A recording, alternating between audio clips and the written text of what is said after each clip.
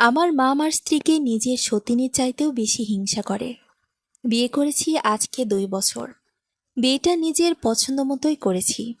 এই জিনিসটা আমার মা আজ পর্যন্ত কোনোভাবেই মানতে পারেনি। বিয়ের আগে সে আমাকে অনেক মেয়ে দেখিয়েছে, কিন্তু তাদের কাউকেই আমার ভালো লাগেনি। অতিরিক্ত বাচাল, গায়ে পড়া এই টাইপের মেয়ে আমার একদম পছন্দ না। কিন্তু আমার মা ভাবে মেয়ে মানুষ বাচাল হলেই মনে হয় মিশো, ঘর আলো করে রাখে। তাই তার পছন্দ করা মেয়ে বিয়ে না করে নিজের পছন্দ মতো একটা সহজ সরল দিনদার মেয়ে বিয়ে করেছি। এটা আমার মায়ের একদমই পছন্দ হয়নি। ব্যাস, এই একটা জেদ আর অহংকার থেকেই আমাদের সংসারে শুরু হয়েছে এক অশান্তির আগুন। আজ আমাদের বিয়ের 2 বছর পূর্ণ হলো। এই 2টি বছর আমার জন্য কোনো রূপকথা ছিল না, বরং ছিল একটা তপ্ত বালুচরের ওপর দিয়ে হেঁটে যাওয়ার মতো দীর্ঘ পথ। লোকমুখে শুনেছি সতীনের সংসার নাকি নরক হয়। আমি সতীন দেখিনি, কিন্তু আমার মাকে দেখছি। ফারিহাকে দেখার পর থেকে মায়ের ভেতরের হিংসাটা যেভাবে দিন দিন বাঘের মতো হিংস্র হয়ে উঠছে, তা দেখে আমি মাঝে মাঝে স্তব্ধ হয়ে যাই। আমার মা ফারিহার কোনো ভালো জিনিস তো চোখেই দেখতে পারেন না, উল্টো তার সহজ সরল স্বভাবটাকেই তার সবচেয়ে বড় অপরাধ বানিয়ে ফেলেছেন। বিয়ের প্রথম সকাল থেকেই সেই হিংসার আগুনটা আমি টের পেতে শুরু করি। ফারিহা খুব ভোরে উঠে নামাজ পড়ে রান্নাঘরে গিয়েছিল মাকে সাহায্য করতে। মা তখন চা বানাচ্ছিলেন। ফারিহা গিয়ে যখন নরম গলায় বলল, মা দিন, চাটা আমি ছেঁকে দিচ্ছি, মা তখন চায়ের ঝাঁকনিটা ঝনঝন শব্দ করে সিঙ্কের ওপর ফেলে দিয়ে বলেছিলেন, থাক, আর ন্যাকামি করে পরোপকার দেখাতে হবে না। ছেলে পছন্দ করে বউ এনেছে, সে এখন রানীর মতো বসে খাবে। আমার মতো আর সাতকুলে কেউ নেই যে একটু জিরোবো। ফারিহা চুপ করে দাঁড়িয়ে রইল। তার চোখ দুটো পানিতে টলমল করছিল, অথচ সে কিন্তু কোনো অন্যায় করেনি। আমি দরজার আড়াল থেকে পুরো দৃশ্যটা দেখেছিলাম। আমার বুকে একটা মোচড় দিয়ে উঠেছিল, কিন্তু প্রথম দিনই মায়ের উপর চড়াও হতে পারিনি। ভেবেছিলাম সময়ের সাথে সাথে সব ঠিক হয়ে যাবে। মা হয়তো অভিমান করে বলছেন, কিন্তু না, দিন যত গেছে মায়ের এই হিংসার রূপ নিয়েছে এক মানসিক অত্যাচারে। ফারিহা ঘরে কোনো ভালো রান্না করলে মা সেটা মুখেও তুলতেন না। একদিন ফারিহা খুব যত্ন করে পায়েস রান্না করেছিল। আমি খেয়ে বললাম, বাহ ফারিহা, পায়েসটা তো দারুণ হয়েছে। পাশের ঘর থেকে মা সেটা শুনেই হনহন করে রান্নাঘরে এলেন। ফারিহার সামনে হাঁড়িটা টেনে নিয়ে বললেন, এই এমন হাতে ঘোড়া রান্না করেছিস যে একেবারে গদগদ হয়ে যাচ্ছিস। চিনি তো বেশি দিয়েছিস, চালটাও গলেনি ঠিক মতো। আমার বাপের বাড়ির রাঁধুনিও এর চেয়ে ভালো রাঁধত। কথাটা বলেই মা পায়েসের বাটিটা ডাস্টবিনে ফেলে দিলেন। ফারিহায় একটা শব্দও করল না, শুধু মাথা নিচু করে নিজের ঘরে চলে গেল। সেদিন মাঝরাতে আমি ফারিহাকে ফুপিয়ে কাঁদতে দেখেছি। আমি তাকে জড়িয়ে ধরে সান্ত্বনা দেওয়ার চেষ্টা করেছি, কিন্তু আমার নিজের ভেতরেও তখন অপরাধবোধ কাজ করছিল। কেন আমি তাকে এই নরকে নিয়ে এলাম? ফারিহার অপরাধ, সে কেন বাচাল নয়? কেন সে মায়ের মুখের উপর তর্ক করে না? মা সারাদিন ফারিহার পেছনে লেগে থাকেন। ফারিহা যদি বারান্দায় গিয়ে একটু দাঁড়ায়, মা বলবেন, কি রে, সারাদিন তো ঘরে বসে থাকিস, আবার নবাবজাদের মতো বাতাসে চুলোরাতে যাওয়া কেন? ফারিহা যদি ঘরে বসে কোরআন তেলাওয়াত করে, মা দূর থেকে টিপ্পনি কেটে বলবেন, লোক দেখানো দিনদারি, ভেতরে তো সব অহংকার আর জিলিপির প্যাচ। আমি মাঝে মধ্যে মাকে বোঝানোর চেষ্টা করেছি, মা, ও তো কোনো দোষ করেনি, ও তো তোমার সব কথাই মেনে চলে, তুমি কেন ওর সাথে এমন করো? মা তখন আমার দিকে তেকোনা চোখে তাকিয়ে বলতেন, করব না? কেন করব না? তুই তো এখন ওর আঁচল ধরা গোলাম হয়েছিস। তোর নিজের মায়ের কোনো পছন্দ অপছন্দের দাম আছে তোর কাছে? তুই যে ওই মেয়েটাকে বিয়ে করে আমার মুখে চুনকালি দিয়েছিস, সেটা আমি মরার আগ পর্যন্ত ভুলব না। মায়ের এই অন্ধ ক্ষোভের কোনো যৌক্তিক কারণ নেই। এটা স্রেফ একটা বিশুদ্ধ হিংসা, যে হিংসা একজন মাকে অন্ধ করে দেয়, যে হিংসা একটা সুন্দর সংসারকে তিলে তিলে ধ্বংসের দিকে ঠেলে দেয়। ফারিহা শত আঘাত পেয়েও আমার দিকে তাকিয়ে মুখ বুজে সব সহ্য করে যাচ্ছে। কিন্তু একটা মানুষের সহ্য শক্তিরও তো একটা সীমা থাকে। আজ রাতেও খাবার টেবিলে মা কোনো কারণ ছাড়াই ফারিহার তরকারি রান্না নিয়ে চরম কটু কথা শোনালেন। ফারিহা না খেয়ে টেবিল থেকে উঠে গেছে। আমি এখন আমাদের রোমান্টিক ঘরের বারান্দায় দাঁড়িয়ে অন্ধকারের দিকে তাকিয়ে আছি। ফারিহা বিছানায় শুয়ে আছে, হয়তো নিঃশব্দে কাঁদছে। আমি বুঝতে পারছি না আমার নিজের পছন্দ করা এই সহজ সরল দিনদার মেয়েটাকে আমি মায়ের এই হিংস্র হিংসার হাত থেকে কিভাবে বাঁচাবো। আমাদের এই দাম্পত্যের ভবিষ্যৎ কোন দিকে যাচ্ছে? সকালে ঘুম থেকে উঠেই ফারিহা বমি করে ভাসিয়ে দিল। ফারিহার তীব্র বমির শব্দে আমার ভোরের ঘুমটা ভেঙে গেল। ধরফর করে উঠে বাথরুমে গিয়ে দেখি সে বেসিনের উপর ঝুঁকে পড়ে হাঁপাচ্ছে। মুখ চোখ ফ্যাকাশে হয়ে গেছে, শরীরটা যেন একেবারেই ভেঙে পড়েছে। 2 বছরের চেনা এই ক্লান্ত মুখটার দিকে তাকিয়ে বুকটা মোচড় দিয়ে উঠল। মাথায় হাজারটা দুশ্চিন্তা ভর করল। কাল রাতে না খেয়ে ঘুমানোর জন্য কি এই অবস্থা, নাকি মায়ের দেওয়া মানসিক চাপ সহ্য করতে করতে মেয়েটার শরীরটাই জবাব দিল। ফারিহাকে ধরে এনে বিছানায় শোয়ালাম। কপালে হাত দিয়ে দেখলাম জ্বর নেই, কিন্তু শরীরটা কেমন কাঁপছে। মাথায় একটু হাত বুলিয়ে দিয়ে বললাম, তুমি শুয়ে থাকো ফারিহা, আমি ডাক্তারকে ফোন দিচ্ছি। ফারিহা দুর্বল গলায় বলল, না, ঠিক হয়ে যাবে। মা আবার সকালে রান্নাঘরে একলা। ওর কথা শেষ হওয়ার আগেই মায়ের তীক্ষ্ণ গলা ড্রয়িং রুম থেকে ভেসে এলো। বেলার তো দুপুর হতে চলল। নবাবজাদের কি আজকেও সূর্যোদয় হয়নি, নাকি কালকের ওই একটুখানি কথার অভিমানে আজ আর বিছানা থেকে নামা হবে না? আমি আর সহ্য করতে পারলাম না। ঘর থেকে বেরিয়ে মায়ের সামনে গিয়ে দাঁড়ালাম। শক্ত গলায় বললাম, মা, ও কোনো ন্যাকামি করছে না। ফারিহা খুব অসুস্থ, সকাল থেকে কেবল বমি করছে। মা একটা বাঁকা হাসি দিয়ে বললেন, আহারে, কত দরদ, একটু বমি করলেই অসুস্থ। আমাদের আমলে তো বমি করতে করতে পুরো সংসার সামলেছি। কই, কেউ তো এমন মাথায় চুলে নাচায়নি। ডাক্তারবাবু আমাদের পরিচিত, তাই খবর দিতেই সকাল সকাল চলে এলেন। ফারিহাকে পরীক্ষা করে যখন তিনি মুচকি এসে আমাদের দিকে তাকালেন, তখন ঘরের ভেতরের তপ্ত বাতাসটা যেন এক পলকেই হিমশীতল হয়ে গেল। ডাক্তারবাবু আমার পিঠ চাপড়ে বললেন, অভিনন্দন ফাহিম, তোমরা বাবা মা হতে চলেছ। ফারিহা কনসিভ করেছে। শুরুর দিকে এই বমি আর দুর্বলতা হওয়াটা খুব স্বাভাবিক। ওনাকে একদম মানসিক শান্তিতে রাখতে হবে। কথাটা শুনে আমার মনের ভেতর যেন এক পশলা বৃষ্টি নেমে এলো। 2 বছরের দীর্ঘ মরুভূমির পর এই প্রথম একটা আনন্দের বার্তা। আমি ফারিহার দিকে তাকালাম। ওর চোখের কোণ দিয়ে জল গড়িয়ে পড়ছে। তবে এটা কষ্টের নয়, পরম পাওয়ার আনন্দ। পাশের ঘরে মা দাঁড়িয়েছিলেন। ডাক্তারবাবুর কথাগুলো ওনার কানেও গেছে। আমি আর চোখে মায়ের দিকে তাকালাম। মায়ের মুখের সেই চেনা কঠিন ভাবটা যেন এক মুহূর্তের জন্য থমকে গেল। যে চোখ দুটোকে সবসময় হিংসার আগুন জ্বলত, সেখানে কেমন যেন একটা দোলাচল দেখতে পেলাম। যতই হোক, নিজের ছেলের রক্ত, নিজের বংশের প্রদীপ আসছে। এই সত্যটা ওনার ভেতরের অন্ধ জেদটাকে কিছুটা হলেও নাড়া দিল। মায়ের মুখটায় একটু নরম হলো, কিন্তু নিজের দীর্ঘদিনের অহংকার আর রাগ তো এক লহমায় মুছে ফেলা যায় না। তাই ক্ষোভটা পুরোপুরি গেল না, রূপ বদলে অন্যভাবে প্রকাশ পেল। দুপুরের দিকে ফারিহাই একটু সুস্থ বোধ করায় বিছানা থেকে উঠে আস্তে আস্তে রান্নাঘরের দিকে যাচ্ছিল। 2 বছরের অভ্যাস, শত কষ্টের মাঝেও সে নিজের দায়িত্ব ভোলেনি। মা তখন ডাল চড়াচ্ছিলেন। ফারিহাকে রান্নাঘরে ঢুকতে দেখেই মা চিরচেনা চড়া গলায় ধমক দিয়ে উঠলেন, কেরে নবাবজাতি, এই 2 বছর তো ঠিকমতো কাজ করলি না। সারাদিন ঘরে বসে কাটালি, আর এখন এই শরীরে কাজ করতে আসিস? এখন আর কাজ করতে হবে না তোর, জাগিয়ে ঘরে বস। এসব রান্নাবান্না আমি একাই পারবো। আমার এখনো সেই গায়ে জোর আছে।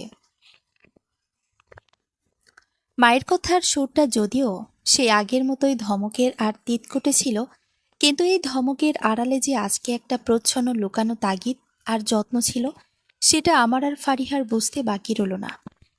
ফারিহা অবাক হয়ে মায়ের দিকে তাকালো। মায়ের মুখে সেই চিরচেনা হিংসার বদলে যেন এক অদ্ভুত আড়ষ্টতা। নিজের পছন্দের বউ না হলেও নিজের অনাগত নাতি বা নাতনির ক্ষতি মাও চান না।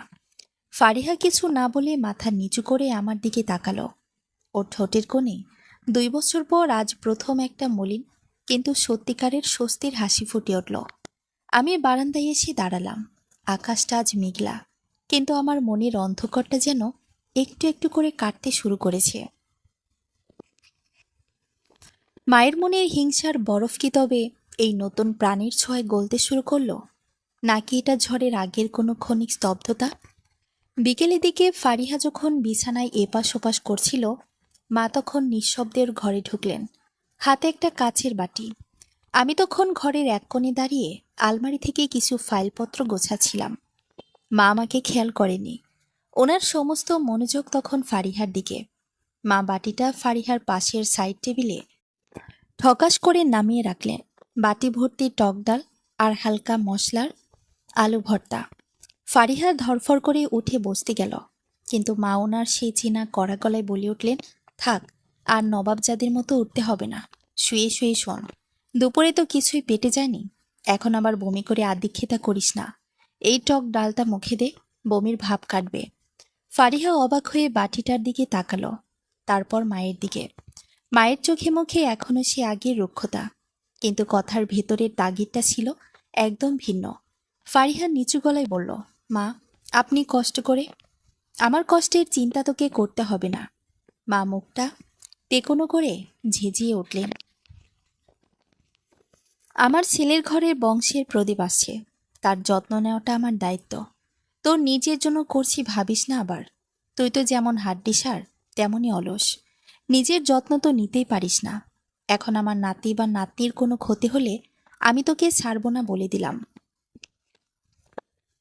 কথাগুলো বলেই মা আর এক মুহূর্ত দাঁড়ালেন না, হনহন করে ঘর থেকে বেরিয়ে গেলেন। ফারিহা বাটিটার দিকে তাকিয়ে রইল।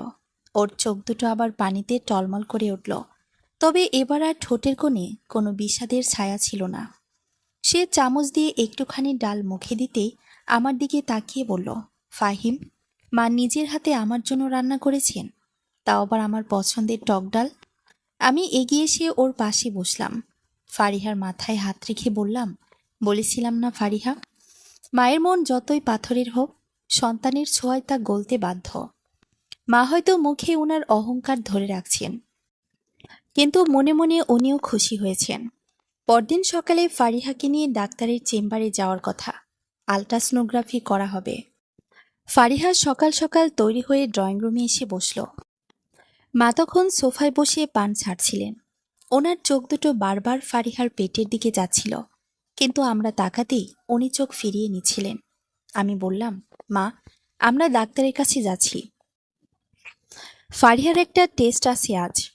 মা পানির বাটাটা পাশে রেখে গম্ভীর গলায় বললেন, তা তো যাবি। আজকালকার মেয়েদের একটু কিছু হলেই ডাক্তারের কাছে দৌড়াতে হয়। আমাদের আমলে তো দাইমায়েরা এসে ঘরেই সব করে দিত। তা কোন ডাক্তারের কাছে যাচ্ছিস? ওই ছোকরা ডাক্তার? ওনার চেয়ে ধানিবাজারের লতিফা ডাক্তার অনেক ভালো। উনি নারী দেখলেই বলতে পারেন ভেতরে কি আছে। আমি হেসে বললাম, না মা, উনি বড় গাইনি ডাক্তার। তুমি কি আমাদের সাথে যাবে? মায়ের মুখটা এক মুহূর্তের জন্য উজ্জ্বল হয়ে উঠল, কিন্তু পরক্ষণেই নিজের জেদ আর অহংকার ওনাকে গ্রাস করল। উনি মুখটা ঘুরিয়ে নিয়ে বললেন, আমার বয়ে গেছে তোদের সাথে যেতে। তোরা নিজেদের পছন্দে বিয়ে করেছিস, এখন নিজেদের মতো দেখিস। আমার অনেক কাজ আছে ঘরে। আমরা আর জোরাজুরি করলাম না, কিন্তু আমি যখন ফারিহাকে নিয়ে দরজার দিকে এগোচ্ছিলাম, তখন পেছন থেকে মায়ের গলা শুনলাম, শোন ফাহিম, রিকশা করে যাবি না। রাস্তার যে অবস্থা, ঝাঁকুনি লাগলে হিতে বিপরীত হবে। একটা সিএনজি ডেকে নিয়ে যা। আর হ্যাঁ, ডাক্তারের ফিস কত? টাকা আছে তো তোর কাছে?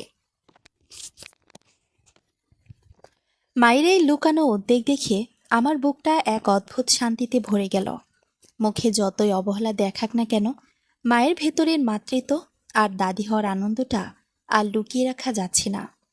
হাসপাতাল থেকে যখন আমরা ফিরলাম, তখন দুপুর পার হয়ে গেছে।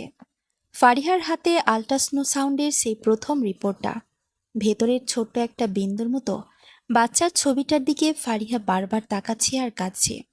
এই 2 বছরের সমস্ত মানসিক অত্যাচার, অপমান যেন ওই একটা রিপোর্টের কাগজের নিচে চাপা পড়ে গেছে। বাসায় ঢুকতে দেখি মা রান্নাঘরের দরজায় দাঁড়িয়ে আছেন। ওনার হাতে ভাতের হাতা, কিন্তু চোখ দুটো চাতক পাখির মতো আমাদের হাতের রিপোর্টের দিকে চেয়ে আছে। আমি মায়ের দিকে এগিয়ে গিয়ে রিপোর্টটা বাড়িয়ে দিলাম। বললাম, দেখো মা, তোমার নাতি বা নাতনির প্রথম ছবি। মা হাতেটা একপাশে রেখে কাঁপতে কাঁপতে রিপোর্টটা হাতে নিলেন। ওনার চশমাটা নাকের উপর ঠিক করে নিয়ে অনেকক্ষণ ধরে ওই আবছা ছবিটার দিকে তাকিয়ে রইলেন। ওনার ঠোঁট দুটো কাঁপছিল। 2 বছর ধরে যে মানুষটা আমাদের সাথে একটা ঘরের ভেতর থেকেও দূরত্বের দেয়াল তুলে রেখেছিলেন, আজ সেই দেয়ালটা যেন এক নিমিষেই ভেঙে গেল। ওনার চোখ দিয়ে টপটপ করে 2 ফোঁটা জল রিপোর্টের কাগজের উপর গিয়ে পড়ল। কিন্তু নিজের ভেতরের সেই হিংস্র শাশুড়িকে তো এত সহজে বিদায় দেওয়া যায় না। মা হুট করে চোখটা মুছিয়ে রিপোর্টটা আমার হাতে ফেরত দিয়ে দিলেন। মুখটা আবার শক্ত করে বললেন, কালো কুচকুচে একটা ছবি, এতে কি ছাইপাশ বোঝা যায়? তোরাই বুঝিস এসব। যা, ফারিহাকে ঘরে নিয়ে শুতে বল, আমি টেবিলে খাবার দিচ্ছি। ফারিহা ঘরে চলে যাওয়ার পর মা আমার দিকে তাকিয়ে চোখ রাঙিয়ে বললেন, আর তুই তুই তো এখন থেকে বইয়ের গোলাম হয়ে বসে আছিস। ডাক্তার কি বলল? ও ঠিকমতো খাচ্ছে দাচ্ছে তো? কাল থেকে ওর জন্য প্রতিদিন একটা করে ডিম আর দুধের ব্যবস্থা করবি। আমার ঘরে যেন কোনো দুর্বল বাচ্চা জন্ম না নেয়। লোকে তখন আমারই দোষ দেবে। আমি মায়ের দিকে তাকিয়ে মনে মনে হাসলাম। মায়ের এই কড়া কথার আড়ালের যত্নটুকুই এখন আমাদের সংসারের সবচেয়ে বড় আশার আলো। রাত 11টা। ফারিহা বিছানায় শান্তিতে ঘুমাচ্ছে। আমি বারান্দায় এসে দাঁড়ালাম। আজকের অন্ধকারটা আর আগের মতো ভয়ঙ্কর লাগছে না। আকাশের মেঘগুলো কেটে গিয়ে একটা দুটো তারা দেখা যাচ্ছে। ফারিহার সরলতা আর এই অনাগত প্রাণটা বোধ হয় সত্যি আমাদের এই নরক সমান সংসারটাকে একটু একটু করে স্বর্গে রূপান্তর করতে শুরু করেছে। মায়ের হিংসার আগুন কি তবে পুরোপুরি নিভে যাবে? পরদিন সকালের আলোটা যেন অন্য দিনের চেয়ে একটু বেশি স্নিগ্ধ মনে হলো। রান্নাঘর থেকে আজ আর কোনো হাঁড়ি বাসন ফেলার ঝনঝন শব্দ আসেনি। ফারিহা ফজরের নামাজ পড়ে বিছানায় এপিটোপিট করছিল। ডাক্তারবাবু যেহেতু ওকে কড়া বিশ্রামে থাকতে বলেছেন, তাই ও আজ আর জোর করে উঠতে যায়নি। সকাল 8টার দিকে মা নিজেই আমাদের ঘরে ঢুকলেন। হাতে একটা ট্রে, তাতে 1 গ্লাস গরম দুধ আর একটা সেদ্ধ ডিম। ফারিহা মাকে দেখে তড়িঘড়ি করে উঠতে বসতে গেল, কিন্তু মা ওনার সেই চেনা খসখসে গলায় ধমকে উঠলেন, আহা, অত লাফিয়ে উঠতে হবে না, বিছানা থেকে নামার দরকার নেই, এ নাও, এটা খেয়ে নাও। ফারিহা দুধের গ্লাসটা হাতে নিয়ে অপরাধী গলায় বলল, মা, আপনি কেন আনলেন? আমি তো উঠে গিয়ে খেয়ে নিতে পারতাম। সকালে রান্না আমি একাই করতে পারি। 2 বছর ধরে তো আমি করে আসছি নাকি? মা চোখ দুটো ছোট ছোট করে বললেন, ডাক্তার তো বলেই খালাস যে ওনাকে শান্তিতে রাখতে হবে, ভালো খাওয়াতে হবে। এখন এই 7 সকালে আমি যদি তোমার এই রান্নাঘরে দাঁড় করাইয়া রাখি, আমার ছেলেই তো আমারে আস্ত গিলবে। বলবে মা আমার বউকে খাটায়। তার চেয়ে বাপু, তুমি ঘরেই থাকো। আর শোনো, ডিমের কুসুমটা যেন ফেলে দিও না, ওটাতেই আসল পুষ্টি। মা চলে যাওয়ার পর ফারিহা ডিম আর দুধের দিকে তাকিয়ে মৃদু হাসল। এই 2 বছরের মার মুখ থেকে কত কটু কথাই না শুনেছে, কিন্তু আজকের এই ধমকের পেছনে যে মাটির মতো খাঁটি একটা টান লুকিয়ে আছে, তা ওর বুঝতে বাকি রইল না। ফারিহা পুরো দুধটুকু শেষ করে তৃপ্তির একটা শ্বাস ফেলল। দিনগুলো এভাবেই কাটতে লাগলো। মায়ের ভেতরেই সে তীব্র হিংসার বরফটা যেন এক অনাগত প্রাণের ছোঁয়ায় দিনে দিনে একটু একটু করে গলতে শুরু করেছিল। মা অবশ্য মুখে ওনার সেই কঠিন ভাবটা ধরে রাখার আপ্রাণ চেষ্টা করতেন। ফারিহা যদি কখনো ওনাকে একটু সাহায্য করতে যেত, মা দূর থেকেই হাত নেড়ে বলতেন, আসতে হবে না। নিজের ওই ভারী শরীর নিয়ে রান্নাঘরের এই পিচ্ছিল মেঝেতে পা পিছলে পড়লে ডাক্তার দেখানোর পয়সা আমার নাই, ঘরে গিয়ে বইপত্র পড়োগে। তবে ফারিহা মেয়েটা সত্যি বড্ড সহজ আর দিনদার। মা যতই রুক্ষতা দেখাতেন, ও ততই বিনম্র হয়ে মায়ের সেবা করার সুযোগ খুঁজত। মায়ের একটা পুরনো বাতের ব্যথার সমস্যা আছে। মাঝে মাঝে উনি ব্যথায় রাতে ঘুমাতে পারেন না।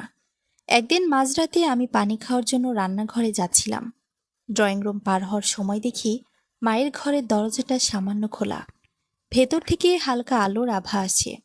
কৌতূহলবশত দরজার আড়াল থেকে তাকিয়ে যা দেখলাম তাতে আমার চোখ দুটো ভিজে এলো। মা বিছানায় শুয়ে আছেন আর ফারিহা মেঝেতে হাঁটু গেড়ে বসে অত্যন্ত যত্ন করে মায়ের পায়ে ব্যথানাশক তেল মালিশ করে দিচ্ছে।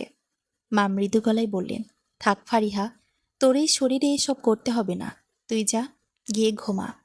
ফারিহা মায়ের পায়ের উপর হাত রেখে নরম গলায় বলল, মা, আমার কোনো কষ্ট হচ্ছে না।